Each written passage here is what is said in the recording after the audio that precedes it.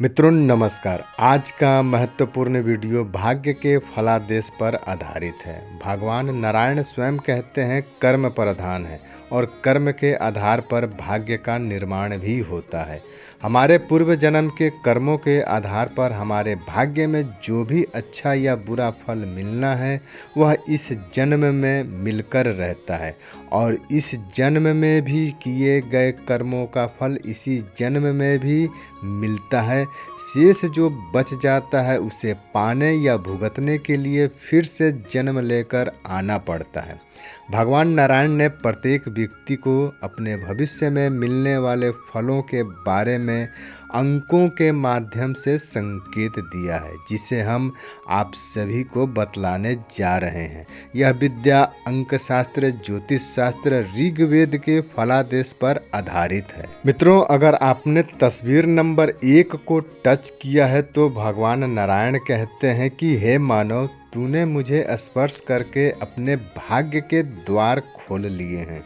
आज से तू मेरा प्रिय भक्त हुआ। अब से तेरी सारी चिंता मेरी चिंता हुई। तू अब से मेरा चिंतन करना आरंभ कर दे, बाकी सब कुछ मुझ पे छोड़ दे।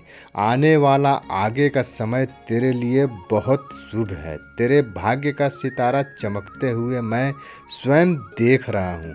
हे मानव, मैं वेदों में ऋग्वेद हूँ, जहाँ तेरे कर्मों का फलादेश निर्धारित होता है। मैं तेरे कर्मों को देखते हुए ही तुझे फल प्रदान करूंगा, किंतु वह फल तेरे जीवन की प्रत्येक दशा, प्रत्येक स्थिति को बदल कर रख देगा। मैं तुझे जगाने और शक्ति प्रदान करने सुबह 4 बजे से लेकर 5:15 बजे के बीच में आऊँगा। उस वक्त तू आलस मत करना, झट से उठकर बैठ जाना और मेरा सुमिरन करना। मैं उस वक्त तुझे दिव्य शक्तियाँ प्रदान करूँगा। ये शक्तियाँ तुझे स्वस्थ, निरोग, हष्ट पुष्ट बनाएंगी, तेरे मन मस्तिष्क को ऊर्जावान, शीतल करेंगी, तुझमें साहस, आत्मबल का संचार करेंगी, तेरी आयु में वृद्धि होगी, तू सदैव मेरा पात्र बना रहेगा और धन दौलत तेरे कदम चूमेगी। तू कुछ ही दिनों में धनवान, माला माल बन जाएगा। दुनिया तुझे लक्ष्मीवान मानव कहेगी। तूने एक का स्पर्श किया है, जैसे एक सूरज, एक चंद्रमा, एक पृथ्वी, एक ही नारायण है, वैसे ही तू एक अकेला अपने पूरे कुल को रोशन करेगा। तेरा कुल वृद्धि, वंश वृद्धि और यश वृद्धि सदा होते रहेगा। चारों तरफ तेरी जय जयकार होगी। हे मानव, आज से तू मेरा स्मरण करना शुरू कर दे और सदैव अपने हृदय में रखना। मैंने जो भी कहा है वह सब सत्य होगा और मैं तेरे हृदय में बैठा ये सब करूँगा। तू मुझे मत भूलना, मैं तेरा साथ कभी नहीं छोड़ूंगा। तुम्हारा कल्याण हो वत्स। मित्रों, अगर आपने तस्वीर नंबर 2 को स्पर्श किया है तो भगवान नारायण कहते हैं कि हे मानव, तुम पिछले जन्म में मेरे परम भक्त थे। तुम्हारी भक्ति से मैं बंधा खींचा चला आता था। इस जन्म में भी तुम मेरे वही भक्त हो, किंतु एक कोने में तुम्हारी भक्ति सिमटकर रह गई है। सांसारिक मोह बंधन में तुम उलझ गए हो।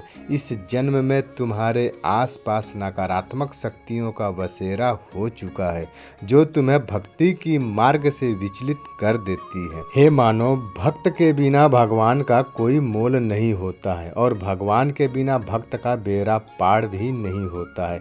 दोनों एक दूजे के लिए हैं। हे भक्तराज, 2 का स्पर्श तुमने नहीं, तुम्हारी अंतर आत्मा ने किया है, क्योंकि तुम्हारी आत्मा जानती है कि तुम्हें 2 का संग, 2 का साथ जीवन में चाहिए। जीवन की गाड़ी एक पहिए से नहीं चलती है। तुम्हें सच्चे मित्र कम ही मिलते हैं। जब भी तुम अकेले पड़ते हो तो तुम्हारा हृदय एक विश्वसनीय साथी का साथ चाहता है। हे भक्तराज, अपने अंतर आत्मा में झांको और देखो कि ईश्वर से बड़ा क्या कोई भी विश्वसनीय साथी तुम्हें नजर आता है। जितने भी वे लोग हैं जिन पे तुम भरोसा करते हो, वह सब वक्त और हालात के अनुसार बदल जाएंगे। तुम अकेले पड़ जाओगे, तब भी मैं तुम्हारे साथ हूँ। तुम भीड़ में रहो या एकांत में रहो, मैं हर घड़ी हर पल तुम्हारे साथ हूँ। तुम अपने अंदर से मुझे आवाज़ लगाना, संध्या बेला में मेरा स्मरण करना और सूर्योदय से पहले ही जाग जाना। मैं तुम्हें वह सब कुछ प्रदान करूंगा जिसकी तुम्हारी कामना है। हे भक्तराज, गुरुवार के दिन मैं तुम्हें मिलूंगा। इस जन्म में मैं तुम्हें दर्शन देने आऊँगा। मेरा कोई भी रूप हो सकता है क्योंकि मैं नारायण हूँ। मैं गुरुवार के दिन गुरु बनकर, दरिद्र नारायण बनकर, ब्राह्मण बनकर या भिक्षुक के रूप में तुम्हारे सामने आऊँगा। अगर तुमने मेरा तिरस्कार नहीं किया, मेरा आदर पूर्वक सम्मान कर दिया, उस दिन से तुम्हारे जीवन के सारे पाप, सारे दुख, दर्द दूर हो जाएंगे। हे भक्तराज, तुम्हारे पूर्व जन्म के भक्ति का यह पुण्य प्रताप है जो मुझे तुम तक आना पड़ रहा है। गुरुवार का दिन हृदय में रखना और इन बातों पर भरोसा रखना। तुम्हें सर्व सुख प्रदान करूंगा। तुम्हारा कल्याण हो वत्स। मित्रों, अगर आपने तस्वीर नंबर 3 को टच किया है तो भगवान नारायण कहते हैं, हे मानव, तुम समय का पहिया हो और मैं समय हूँ। भूत, भविष्य, वर्तमान 3 चक्र हैं, 3 ही त्रिदेव हैं और घड़ी के अर्थात समय पहिया के भी 3 कांटे हैं। समय ना कभी रुका है ना कभी रुकेगा। समय को चलते रहना है।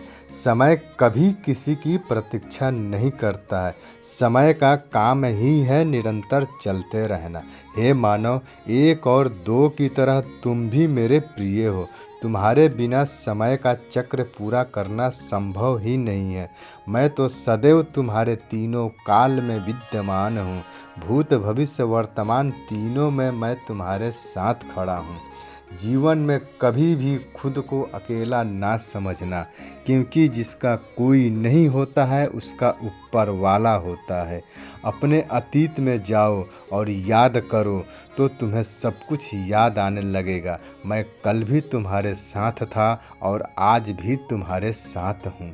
जब भी कोई बड़ी परेशानी आए तो दिल से एक बार याद करना और वृक्षों में वृक्ष पीपल के पास गुरुवार और शनिवार के दिन में चले जाना और वृक्षराज पीपल के नीचे खड़े होकर मात्र 11 बार ओम नमो भगवते वासुदेवाय इस मंत्र से मेरा स्मरण कर लेना।